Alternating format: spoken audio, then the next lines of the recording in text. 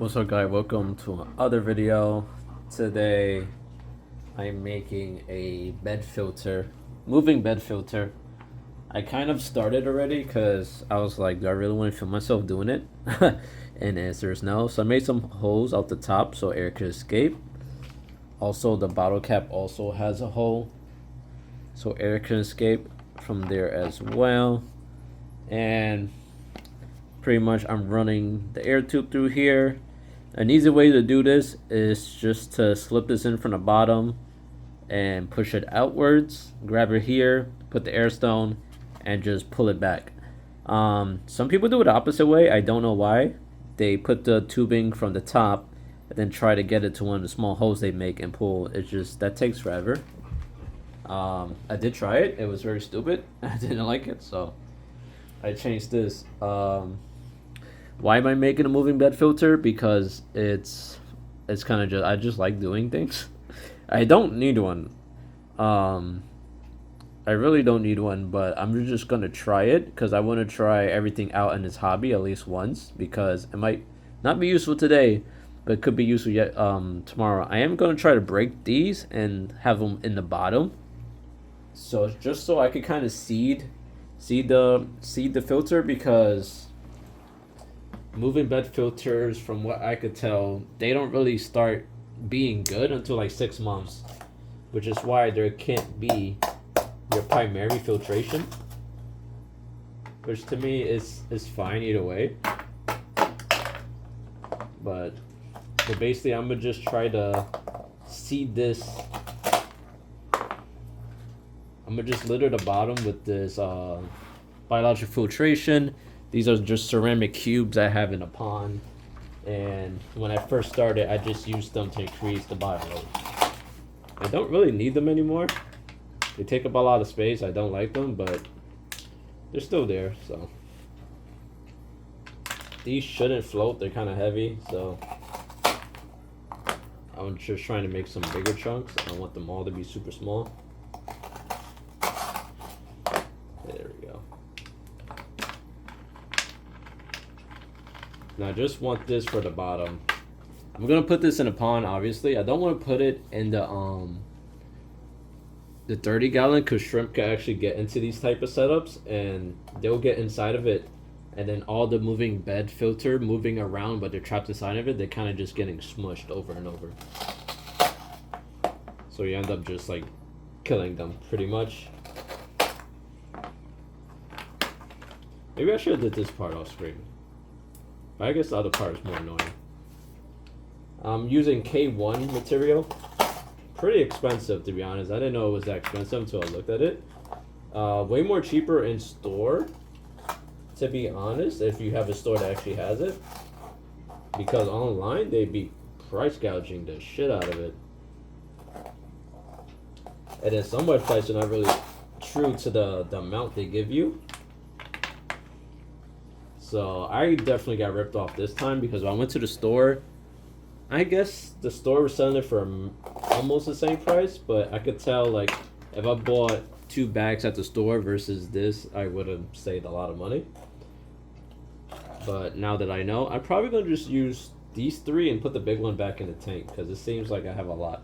I just want it up to like about right here. And this is just so like biological bacteria could just grow in the bottom.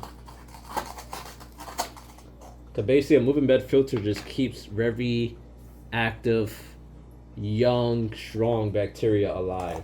That's the main focus of it. Can you have it be your only filtration? For the most part, no. Why? Because it's just not a good setup. In theory, it could work if you have a already activated moving bed filter, because a lot of stores and big box places uses them. But that's because they're already started, they're already seeded, and they already have biological filtration going in them, and they do frequent enough water changes that it doesn't matter. If that's how you like to do your tanks, then yeah, you could use it as your only filter. But it does require higher maintenance on you when it comes to like nitrate control. But I mean, for a small setup, like maybe you could have this only. The only thing is water clarity and all those other things that filters do for you, so. I wish I had a hammer. There we go. Not too much. So I'm gonna pause the video, fast forward a little bit, and get this done for y'all. Be right back. Alright, I got all the cute parts in there. This has been in my tank for about a year. Almost 2 years actually. And that's basically gonna seed it, make sure bacteria is already flowing through it. And it's just gonna always be saturated with bacteria on the bottom of it no matter what. These shouldn't float because they're ceramic. So we're gonna go ahead and do the K1. So it came in a box like this, and this was about $30. So I think we have more than enough. I'm not super positive. I'm gonna see how much we could fill up, and it's very buoyant, so they're all gonna float to the top. I think it doesn't matter how. I think I want this amount of like space left. It doesn't matter how much you fill it up. If I have a lot more, I would just do a second bottle, you know? I have so many air stones. Like, you can make these for cheap. Like, if I could fill this up and make 2 or 3 of these with air stones, tubing is $6. This is $5. The bottle is $3, and I got to drink my favorite soda. And then this is just the most expensive part of it. It's just this media. You could get bio balls if you want to, but I'm gonna kind of just fill this up. I kind of wish I made a funnel. I didn't want to drop these in one by one, but I'm gonna fill it up. I'm trying to think of a faster way than this. I think I could just make a funnel and kind of drop them in. Yeah, let me fire it. Let me see if I can make a funnel. I'll be right back. So I made a shitty funnel. See if it works. If not, I will just pause the video and do it one by one. I just want to use this time to keep talking about the bed filter. They're insanely cheap. Oh yeah, that works. They're insanely cheap. Like maintenance wise, the only expensive thing is the media. There's multiple medias. You don't even have to use a 2-liter bottle. I've seen people use big ass cheese ball like jugs, plastic jugs. For the most part, you want something plastic. I don't think you could do glass unless you could like drill into it. But if you want to drill into glass and that's your style, that's how you like it, then that works out too. Oh, we're a little stuck here. What's happening? Excuse me. Hello? Alright, there we go.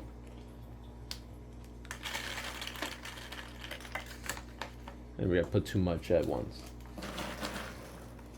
But yeah, but this stuff can get expensive if you go to the wrong place.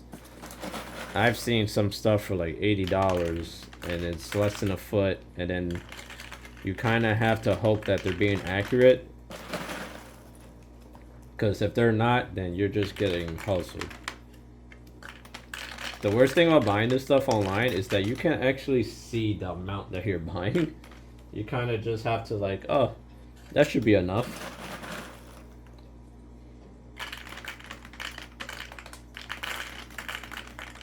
And I honestly believe I have enough for 3 bottles, maybe.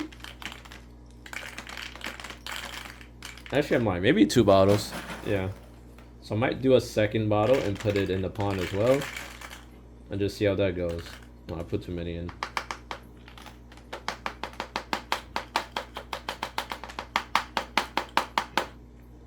Alright.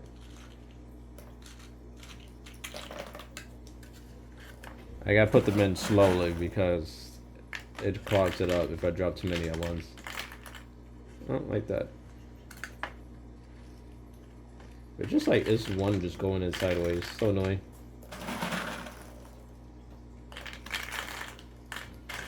But like I said, I'm gonna just leave enough. So this may be like 2 inches of space. Some people jam pack these, some people don't. I don't really know the difference in production, but I guess the more space they have to move around, the more they bounce off each other and the cleaner it is. So that's why I guess you give it more space than something.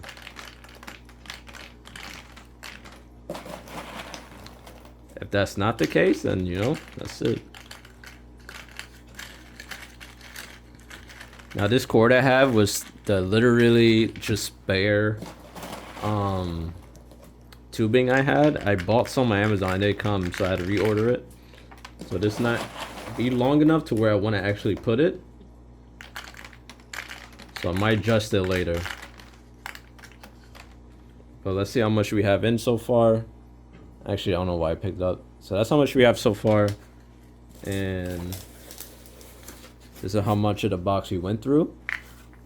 So I think I'll definitely have enough for 2 bottles, maybe 3. The third one would definitely be a looser one.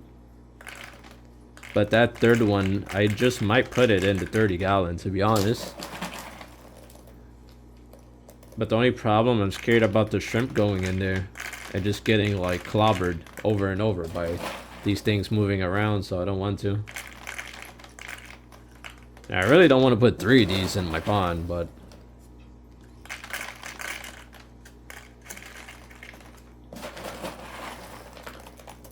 now you guys are going to see me plug this in, and basically you're going to see all this stuff just float at the top. And that's okay, because it takes about 3 or 4 hours for everything to get started moving and aerating around. I've seen a lot of people leave bad reviews. And I also seen people leave reviews like, you know, you guys don't know what you're doing. You just have to wait like 3 or 4 hours. So you might not see the bed in a complete action in this video. Because I might just, you know, turn my camera off and just go to bed. But I'm definitely going to show it in a short at least.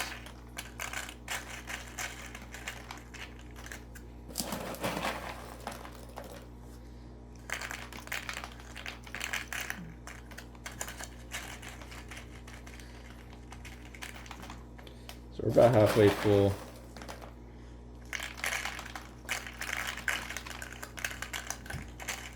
I want doing this the fastest way possible. Maybe someone's getting extremely triggered by how slow I'm doing this, but it's whatever. In terms of filtration, I do believe you can't have this as your only filtration, but I do believe you can, but there's certain cons that come with it, which is obviously you have to water change a lot. If you want really clean water, because this has no carbon, there's no filter floss. So it all depends on what you want. If you have like tannins water or something like that, you probably won't even care. But water clarity will be a huge drawback in having this as your only. Because you have to admit, these big places or big private places that have this, they have constant water changes. They have setups due to PVC pipes that changes the water daily. Flip of a button. And you just have to like really determine, do you want to do this consistently? They actually sell these like for smaller setups, like 30 gallons, 25 gallons, like fluidized beds for like $30 or $40 if you don't want to do something like this. It's a real smaller setup, and to me, to be honest, I think in total this cost me, let's see, 35, 5, 6, maybe $50. Like around $50. I'm trying to do the math on the tubing that I never got, but I mean, once you buy some of this stuff, you're basically working with you're basically working with a lot of money. All right, so I think I'm gonna leave it at that. That's a lot. I might have overdid it, but we have this much of space, and that's a lot. That's majority of space that's gonna be like momentum. Let me get the bottle cap. And I'm gonna shrink that on as tight as possible. And then the fun part, I'm gonna set you guys up over there, and then I'm gonna try to hook this up. Okay, it's in there now. I think I put way too much of the media, but I am gonna work on a second bottle tomorrow. We're gonna see how this one does today. I'll let it run for a couple hours, see if that moving bed gets going. It's not right now because obviously I said already, it doesn't happen immediately. But from what I could tell, the bottom is going off pretty well. So I'm gonna just like do things for a couple hours, see if it really picks up the moving bed wise. I actually had to zip tie it to one of the trees, so I might try to get something heavier to put at the bottom of the bottle so it doesn't float up. You would think there'd be enough water in the bottle to keep it all going down, but apparently not. Um, but for now, it's looking good. It's working properly. The air's getting out where it needs to. Everything's going towards the top. I just have to wait a couple hours and check on it and see if everything's moving correctly. Because basically nothing's moving yet. But we'll see later. Thank you guys for watching. Hopefully this works out. If not, I'll change up a little bit. And I had to do a lot of like micromanaging with my cables and stuff because I'm just terrible at that. I actually have a 4-way splitter going. Actually, where the hell is it? Did it fall? Oh, this is the one I gotta keep track of. So, yeah, I have a 4-way splitter. It's not supposed to be in the water, but I'm gonna try to like not have it in the water. I have a check valve anyway, so shouldn't worry. Should be anything worried about that. And I'm gonna do a second bottle tomorrow, hopefully when I get my actual wire, because I have this like cheap flowy one. I didn't want to cut it yet because I really want to figure out where I want to put these things. And I'm gonna get going on the second one. I'm gonna put half as much media and see how that rolls out, because I still have the whole box. I could do 3 bottles, and I'm just gonna try to see how much media I should do, how good it looks with max amount. I'm gonna put 50%. The last one I probably put 25% media. I just want to see which one activates faster, which one looks like it's doing the best. I'm gonna do some more research online depending how much you want to put. I already did that, but for most people preferences, everyone says they just put as much as they want. So I'm gonna see what's the most optimal. Do you need more space for everything to move more and hit each other? I'm guessing that, but we'll see later. Thank you guys for watching. I'll catch you guys on the next video. Peace out.